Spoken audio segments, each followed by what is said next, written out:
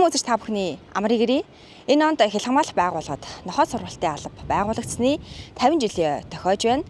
Хилчид албаны нохойг сургаж дадлагжуулж улсын ил хамгаалалтад ашиглан тусгай үр гүйцэтгүүлсээр ирсэн. За үүний нэгэн жишээ онц хилчин ноор тэмээх нохооны тухай нэвтрүүлгийнхээ ихэнх хэсэгт эргэн дурсахыг хүссэн юм. Ингээд үзэж та бүхэн нэвтрүүлгээ хүлээн авч үзнэ үү. Эх орны манай сонины 2013 оны номер 1-р дугаарт ноход болон нөхдийн тухай нийтлэлд ахлагч Сэлэнгийн өгсөн сэтгэгдлээс. Би Хилийн цэргийн тэг 243 дугаар ангид хөгжмийн сонсогчоор ажилладаг. Миний нохойг Норд гэдэг. Одоо 2 настай. Нордыг Весма хотоос хувь хүнээс худалдаж авсан юм.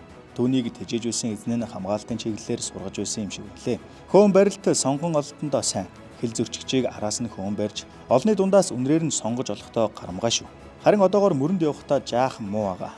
Анхан шатны л мэдлэгтэй. Гэхдээ ангидаа очиод үргэлжлүүлэн сургана. Их ууртай хөөрүүн нохой. Бид хаяа зугаалж хамтдаа тоглодог юм. Тэр дундаа Норд бөмбөгөөр тоглох дундуртай. Ер нь нохоотойгоо дотносох хамгийн гол арга бол түүний дуртай зүйлийг хамтдаа хийх явдал.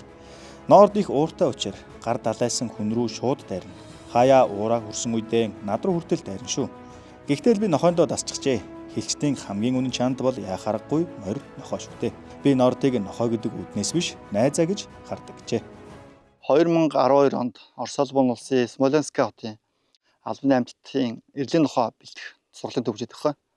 Тэнцээ анх очоод 6 сарын хугацаанд суралцсан. Тэндээсээ хил хамгаалах байгууллагад би ард иргэдээс 10 нохоо худалдаж аваад. Тэрний нэг нь Норд гэдэг ирсэн. Хамгийн анх очоод авахд бол нэг тийм нэг ширүүн жоохон нэг төрөмгий гэдэг шиг тий ууртай тийм нохоос. Тэгээ энд ирээд болохоор Хилийн тэг 151 дугаар ангийн Баян чандамтны сургалтын төвд 3 сарын сургалт хамрагдсан.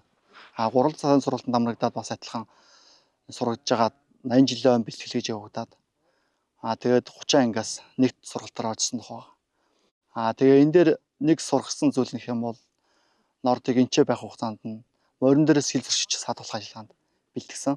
Мөн машин дээрээс хил зөрчиж давж саадуулах ажиллагаанд бэлтгэсэн байна. Энэ хоёр чадварыг одоо энчээс эзэмшүүлсэн байна. Хамгийн анхных нь хилийн зөрчлөх юм 2013 оны 4 сарын 26-нд байгаа. Хилийн дугаар ставын хариуцсан хэсгээр нэг Орос иргэн цогтуу юу гаад өөрийн нэг 5 цаг явцад мөн хил давж орж ирээд айлын өвлжөнд нуугдж байхад нь саадуулчихсан. Тэр нь тэгэл анхных нь байсан. Цаашлаад гэх юм бол тэгээд 13 онд ч одоо 6 удаа хилийн зөрчлөө ажилласан. Тэрнийх нь бас холын гэх юм бол нэг 14.5 км орчимд 12 цагаас орой 6 цаг хүртэл мөрдөжсэн. Тэгээ хамгийн сүүлд 17 онд 11 иргэн самар тууж яваад 8 нь яг хилийн зурвастай ойролцоо тулцсан.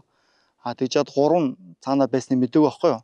Тэгээ манай бүлгийнхэн тэр 8-ыг шалгаа саадуулаад ингэж хахад нохоо алгуулсан. Тэгээ нохоо алгуулчаад Норд маань хаач юу энтрийг асуугаа байсан чи тэр доор Оросын талд гарцсан хуцчихсан баг. Тэгээ Оросын талд нөгөө 3 нөхрийг байгааг нь илрүүлээд очих гараад наашаа одоо Оросын манаагаар тий татуулж авчихсан. Хилийн цэргийн тэг 243 дугаар ангийн Нордтой энэ тэнцүү улсын ил хамгаалтад үр гүйцэтгсэн нохоо ховор. Тэр олон эрлийн ажиллагааны учиг сэжүүрийг тогтоож ард иргэдэд учирч болох эрсдлээс хамгаалсан учраас онц хилчин шагналыг олгосон байдаг.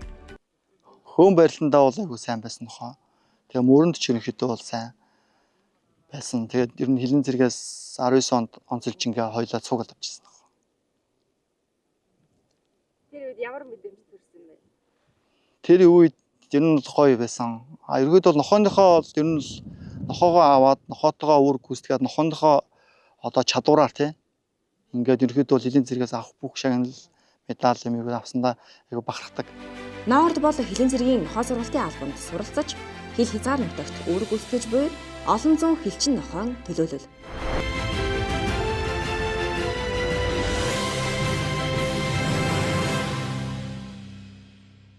Нохой гэдэг амьтан маань өөрөө хүнээс үнэрлэх чадвараараа сая дахин илүү.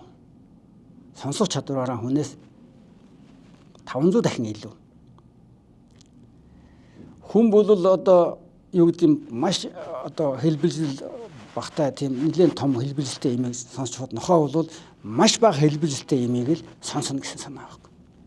Тэгээ нохоо бол өөрөө нөгөө дөрвөн хөлтэй газартайгаа харьцаж байдаг учраас ямар нэг тэр хэлбэлзэл дохионы имийг газрын таталцал агаарын хүчинтэй холбож ингэж ойлгодог. Байгаль дээр байдаг байгалийн амьтан учраас энүүгээрээ одоо хүнээс илүү юм аа гэж шинэ тоон баталсан. Угтаа нохой сургалт нь 1932 оноос дотоод хэвтлийн яамны сайдын тушаалаар Хязгаарын цэргийн мал эмнэлгийн сургуульд зөвлөлт холбоот улсаас худалдаа авсан 10 нохоонд 1 сарын хугацаатай сургалт явуулж Хилийн отроод заставт томисноор эхлэл нь тавигдсан байдаг. Хил хамгаалах байгууллагын анх албаны нохой хөтлөгч албаны нохтыг бол 1932 онд Хязгаарын дотоодын цэргийн бага мэргэжилтийн мэргэжлэх дамжаагаар бэлтгэж байсан. 1939 он 1945 оны чөлөөлөх дайны үеэр бас мөн адил одоо Оросын болоод манай Монголын хилчид бас нохойтой халах голны оройнд маш их үр гүйцэтгсэн байдаг. 1975 онд нийгмийн аяллаас хамгаалах яамны сайдын тушаалаар Хилийн эргэж нохойн курсыг анх байгуулсан учраас энэ жил 50 жилийн ойг ийн тэмдэглэж байгаа юм а. Уг курсыг Хилийн цэргийн техник 146 дугаар ангийн харьяанд байгуулж 1976 оны 2 дугаар сарын 1-ний өдрөөс үйл ажиллагаагаа явуулж эхэлжээ. Нохойн сургуулийн төв 1975 онд Хилийн 20 дугаар отродод байгуулагдсан. Дараагаар нь Ростовын нохойн сургууль төгссөн Пүрэв гэдэг мужид байлаа. За 1969-с 70 онд Зөвдөд улсын Душанбе хотод 5 хүн төгссөн байдгийг. Цэнд, Дэмбэхүү, Батаагүү, Сандагдорж, Цэнд аяг гэсэн 5 хүн төгссөн. Үүний дараа Хилийн цэргийн удирдах ерөнхий газрын даргын 1986 оны 3 дугаар сарын 18-ны өдрийн тушаалаар Төв аймгийн Лүн суманд шилжүүлэн Хилийн цэргийн тэг 267 дугаар тусгай салбар буюу албаны нохойн төв сургуулийг байгуулсан байна. Нохой сургалтын одоо энэ төв маань бол хөгжлийнхөө ирэхээр бол 1986 онд бол дээцэгт өрсөн байдаг. За ингээд Татан богдод 1998 онд дахин сэргээгдэн байгуулахдаа 3 хүнтэй байгуулагдчихсан. За ингээд 2000 оноос бол бас оронтой бүтцүүл 1 2 3 хүнтэй байгуулагдчихсан. За ингээд 2011 оноос бол одоо бас нэг хэсэгт бол дээцэгт өрсөн гэсэн. За нохойн сургуулийг бол 1986-аас 92 онд 270 гаруй нохойтой бэлдсэн байдаг. 290 одоо нохой хөтлөгчийг бэлдсэн байдаг.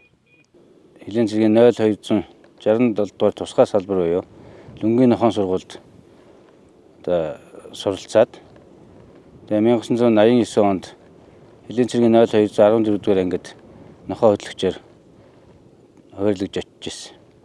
Тэнд очиход ер нь нохой ямар нэгэн одоо байр сав байхгүй, энэ нохойны хэрэглэлүүд байхгүй ийм байдалтай байдаг гэсэн.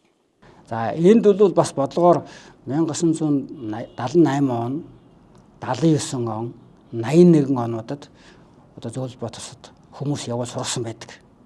Эхний ээлжинд яг нөгөө нохой сурдаг хүмүүсийг бэлдэж авцраа гэдэг бодлого барьж ирсэн. Сүүлдээ 81 он, 87 онуудад болохоор сурагч багш нарыг бэлдээ гэдэг одоо ийм бодлого барьж энэ бодлогуудаараа сурагч багш нарыг бэлдсэн юм аа. Ингэснээр манайх одоо өөрийн болсон хүчинтэй сурагч багштай болсноор энэ нохойн сургалтын албыг улам бэхжүүлсэн юм байна. Харин нийгмийн аюулаас хамгаалах яамны сайдын 1990 оны 817 дугаар тушаалаар албан нохой сургалтын төв сургуулийг улсын цагдаа сэргийлэх ерөнхий газрын нохой сургуульд нэгтгэсэн байна. Тухайн үед ерөөсөө Хилийн цэргийг улсын аюулгүй байдлыг хангах ерөнхий газартай нийлүүлээд тэр үед 90 онд бол нохойн сургууль, хүчний гэмлэг, цэргийн амралт гэдэг объектуудыг бүгдийг одоо Хилийн цэргээс цагдаагийн ерөнхий газар шилжүүлсэн. Тэгээ Хилийн цэрэг бол үндсэндээ аюулаас хамгаалахын хамт өөр гүйцэтгэсэн байхгүй юу? Хил хамгаалах байгууллага нь өөрөө бол 3 төрлийн нохой бэлддэг. Эрлийн, тусгай ажиллагааны, харуул хамгаалтын гэсэн үндсэн 3 төрлөөр нохойг сургаж бэлтэж байгаа. Албаны нохой анхан шатны тавтан сургалтыг бол төлхөө ашиглаж байсан. Ер нь нохойг бол одоо сургаж бэлдэхгүйгээр албанд ашиглана гэж байхгүй. Гэхдээ нохойн сургууль хэдийгээр татан богдоод байхгүй тарсан ч гэсэн энэ болсон хүчний бодлого нь хэвээрэн байсан учраас бас сургалт нь ингээл бас адилхан л яваад исэн. Яг л бүх хүмүүсийн одоо урсгал хойш чигээс арилжаа 8 хийгээд вогооноор явжсэн хүмүүс. Тэр бол үүнийг бид нар үзэж шалгахын тулд яг хөлөөр хилчид маань өдөр шөнөгүй нойр хоолгүй шалганы нэвтрүүлгийн ажилчид маань ажиллаж ирсэн. Тэрний хажуугаар энэ нохойны үүсгэсэн үүрэг бол маш сайн.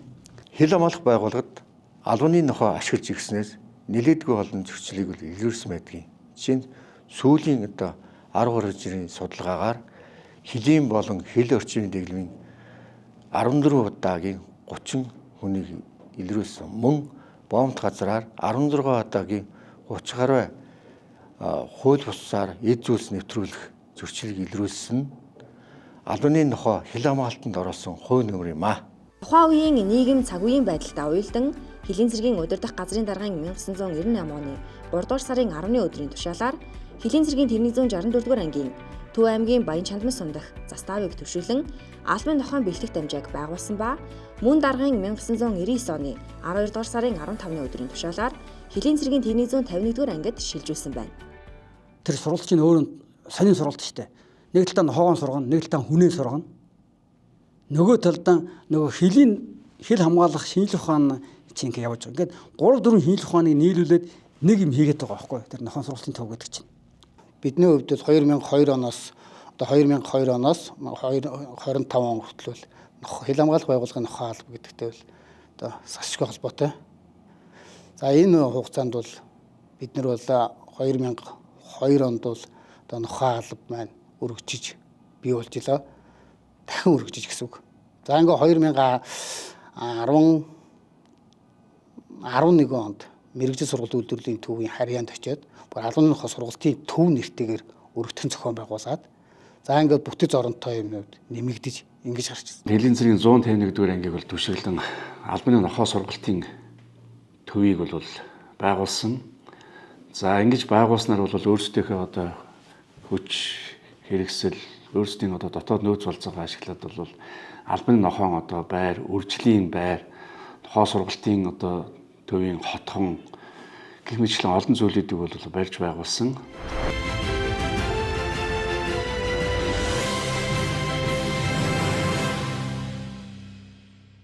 Хил хамгаалах байгууллага бол Хаскийн одоо нохой чаргыг улсын хил хамгаалтанд ашиглахад бол бас ямар гаргалгаа байна. Үүнийг хэрхэн ашиглавал үр дүнтэй байх талаар бол бас нэлээдгүй судалгаа хийж бид нэр үүссэн. За хилийн 3 отроод дээр судалгаа хийж 3 отроод дээр нохой чаргатай одоо авчиж газар орон дээр сургалтыг зохион байгуулад ингээ үүссэн. Өнөөдөр үнэхээр нохой чаргыг хил хамгаалтанд ашиглаж болох нь уу болохгүй нь. Энэ дээр бол бид нэр бол ашиглаж үзсэн болж байсан. Энэ Хаски одоо үйлдвэрийн нохойг ашиглах ийм одоо журам гаргасан. Өөрөөр хэлбэл улсын хил хамгаалтанд одоо чаргатай нохойг ашиглах. За энэ одоо бодлогыг бас хэрэгжүүлсэн. За энэ арга хэмжээний хүрээнд энэ Хаскийн нохойны бас хотхныг байгуулж, за өвөл одоо мөсөн дээр, засан дээр чаргатай одоо энэ нохойг хил хамгаалтанд одоо ашиглаж туршиж бол бас үтсэн байгаа. Ер нь бол энэ чиглэлийн арга хэмжээний өшөө боловсронгуй болгох, өшөө одоо олон одоо арга хэмжээний авах бол заашгүй одоо шаардлага байна. Ер нь бол яг хил хамгаалах байгууллага бол өөрөө ямар нохой хил хамгаалтанд илүү тохиромжтой юм бэ? Тийм ээ. Олон улсын одоо жишээ одоо ийм нохойнууд байна. Энүүтэй адилхан бид нар бас маш олон үйлдвэрийн нохойг хил хамгаалтанд сургаж, дуршиж ингэж үтсэн л дээ. Түүнчлэн нохой сургалтын алба нь хил хамгаалах ерхий газрын даргын 2022 оны 4-р сарын 25-ны өдрийн тушаалаар Хилийн цэргийн тэг 267 дугаар тусгай салбарт бүтэц оронтойгоор шилжин үйл ажиллагаагаа явуулж байна. За 2018 оноос бол албаны нохой сургалт бол дан ганц одоо нохой сургалт төв байхаас илүүтэйгээр бүсчилсэн сургалтыг одоо ер нь төлхөөтэй авч үзье гэдгийг одоо удирдлагууд гаргаж ирээд ингээд бүсчилсэн сургалт бол 2018 оноос эхэлж явагдсан мэт. За бид бүхэн албаны нохойн сургалтаа бол хилийн анги дээр болон за бүсчилсэн байдлаар за хилийн анги тусгай салбаруудаас за албаны нохойг тусгай салбарынхаа байрлалд одоо авчиж нэгдсэн байдал гэдэг хэлбэрээр сургалтыг одоо зохион байгуулж явуулж байна. За энэ жилийн үед бид нар бүсчилсэн байдлаар баруун хил дээр Хилийн цэргийн тэг 165 дугаар ангид, за зүүн хил дээрээ бол Хилийн цэргийн тэг 132 дугаар ангид албаны нохой хөтлөгчийн одоо анхан шатны сургалтыг зохион байгуулж явуулсан. Ер нь бид нэр албаны нохойн сургалтыг за 14 хоногоос нэг 6 сарын хугацаатаагаар зохион байгуулж явуулж байна. Яг тэр байгаа орчин дээр сургалтыг зохион байгуулна гэдэг чинь тэр хүмүүст ч тэр нохоонд нь ч тэр давуу талтай сургалт нь бол нэлээд давуу талтай зохион байгуулагдав. За эрлийн нохооны давуу талууд маш олон байдаг. Нэгдүгээрт эрлийн нохоо болно хилийн манааны одоо хамгийн үнэнч нөхөр Хоёрдугаарт хэлж ирчгчийг илрүүлэн саатуулах хэрэгтэй. Гуравдугаарт мөрдлөг хийх хэрэгтэй. Дөрөвдүгээрт яг тэр орчин буян хэлж ирчгчийн биед үзлэг хийгээ самн нэгшлэг хийх хэрэгтэй. Ингэснээрээ эрлийн нохоо гэдэг маань бол өөрөө тусгай ажиллагааны нохооны үүргийг давхар гүйцэтгэж явчихна. Бас нөгөө нэг харуул хамгаалтын нохооны үүргийг бас давхар гүйцэтгэж байна. Тэр зэрэг эрлийн нохооны сургалт бол өөрөө маш удаан хугацаанд үр дүнтэй, чанартай ийм зохион байгуулагдгаараа илүү байдаг. Мөн хөлийн анги салбар харуулд үүрэг гүйцэтгэх албан нохоо хөтлөгч бэлтгэх, давтан сургах, эрлийн нохоо бэлтгэх чиглэлийн сургалтыг төлөвлөгөөний дагуу явуулдаг. 2024 оноос албанд ирүүлсэн захиалгын дагуу хил хамгаалах ерөнхий газрын даргын тушаалаар газар орон дээр нь сургалтыг зохион байгуулж, давхарцсан тоогоор 8 ангийн 73 албаагч хамрагдаж төгссөн байна. За 2017 онд хил хамгаалах ерөнхий газрын даргын А130 дугаар тушаалаар за өмнөд улсын албаны нохоо сургалтын төвийг хөлийн цэргийн 108 дугаар анги дээр за хойд улсын албаны нохоо сургалтын төвийг хөлийн цэргийн 101 дугаар анги дээр одоо байгуулсан. За энэ одоо хоёр нохоо сургалтын төв маань бол нэг нь бол замын үдэ авцсан шалган нэвтрүүлэх боомтын одоо цогцлбын байр. За нөгөөх нь бол алтан булаг боомтын одоо цогцлбын байрыг бол түшиглэж стандартын дагуу энэ албаны нохоо сургалтын төвийг одоо байгуулсан. Ер нь бол нохоонд төвчээр суулгасны дараа ерөнхий командууд заагдаж явуулдаг. Ерөнхий команд заагдсны дараа хөөн байралд сонгоо ололт хичээлүүд орно. Хөөн байралтанд явдгүй нохоог очиж араас нь зуулгахын тулд сургана гэдэг чинь бас нэлээд хөдөлмөр, тэр хүний хөдөлмөр, тэр нохооны зүтгэл. Нохоо сургагч хүн бол ерөөс нэгдүгээр төвчээртэй байх хэрэгтэй. Хоёрдугаарт төвчээртэй байх хэрэгтэй. Нохоо нэг зүйлийг нэг хилээд шууд сурчдаг юмтай биш. Энэ бол олон дахин давтсны үндсэн дээр дадал сууж иж нохоо рефлекс тогтчихдаг. Тэгэхээр зэрэг энийг олон дахин давтахад тэр нохоо сургагч хүнд маш хэцүү байдаг. Монгол улсын хэмжээнд зохион байгуулагдаж буй нохоон үтсэглэн болон уралдаан тэмцээнд тогтмол оролцоос гадна нохоо сургалтын албаны багш нарын заах арга зүй, ур чадварыг сайжруулах зорилгоор Орос улбаны улс бүх найрамдах Солонгос улсын мэргэжилтнүүдтэй туршлага судлан ажиллаж байна. 12 онд Оросын улбаны улсын холбооны аюулгүй албан нохоо сургалтанд хамрагдаж ирсэн ба 3 сарын хугацаатай. Тэгээ 15 онд Оросын улбаны улсын багш нар ирж шинжлэх сургалт 3 сарын хугацаатай сургалт зохион байгуулсан. Монгол улсын хил хамгаалалт байгууллагаас сүүлийн жилүүдэд Оросын холбооны улс, бүгд найрамдах Солонгос улс, бүгд найрамдах ардсан Солонгос улсуудад бол нохоо одоо сурагч нарыг бэлтгэх, тэдний одоо туршлагаас судлах ийм одоо олон ажлуудыг бол бид нар явуулж байна. За өнгөрсөн жил бол бүгд найрамдах Солонгос улсын цагдаагийн одоо нохоо сургалтын төв дээр очиж тэдний урс туршлагаас хуваалцсан. За мөн энэ чиглэлээр одоо бид нар бас хилийн отряд ангуудаас за мөн одоо нохоо сургалтын төвийн үндсэн төвийнхээ бүрэлдэхүүнээс одоо зарим одоо алба хаагчдыг дээрх улсуудад сургах ийм одоо чиглэлийн одоо бодлогыг бол баримталж байна. Яагаад шинжлэх ухааны техник хөгжсөн тэр мундаг тийм том орнууд тэр хөгжилтөө хүртсэн гэдэг одоо Япон, Герман, Америк, Англи, Оросууд яагаад нохог ашиглаад байна гэхээр эн чинь шинжлэх ухааны техникийн хажуугаар энэ амьтан чинь байж явах хэрэгтэй юм а гэдгийг л тэд нар мэдэрч суусгаад байхгүй. Тийм учраас саяддаг. Одоо ч саяагүй. Улам сайжруулаад яваад байгаа. 5 жил, 6 жил, 7 жил одоо тэр албанд зүтгэн тасралтгүй. Гэхдээ үнэн ч тийм учраас нохоог бол бодлогоор аваад явж явах хэрэгтэй. Нохоон одоо албыг хөгжүүлэх, нохоо сурагч нараа бэлтгэх, үний нөөцийг хөгжүүлэх тал дээр бол онцгойлон бас анхаарч одоо ажиллах болно. Албаны нохоо гэдэг тусгай сургалт, дадлага, ур чадвар, төсвөр төвчээрийг эзэмшсэн байдаг учраас улсын хамгаалалтад гүйцэтгэх үүрэг нь асар их гэдгийг нэвтрүүлгийн эхэнд дурдсан онц хэлчин Норд Табитэнд харуулсан билээ. Цаашид ч олон албаны нохоо хэлчидтэй хамт улсын хамгаалтад үүрэг гүйцэтгэж их орон арс түмнийхээ төлөө хүчин зүтгэх үзье. За хил хамгаалах байгууллагад нохоо сургалтын алба байгуулагдсны 50 жилийн ойд зориулсан нэвтрүүлэг маань энд хүрээд өндөрлөж байна. Анхаарлаа хандуулсан үзэгч та бүхэнд баярлалаа.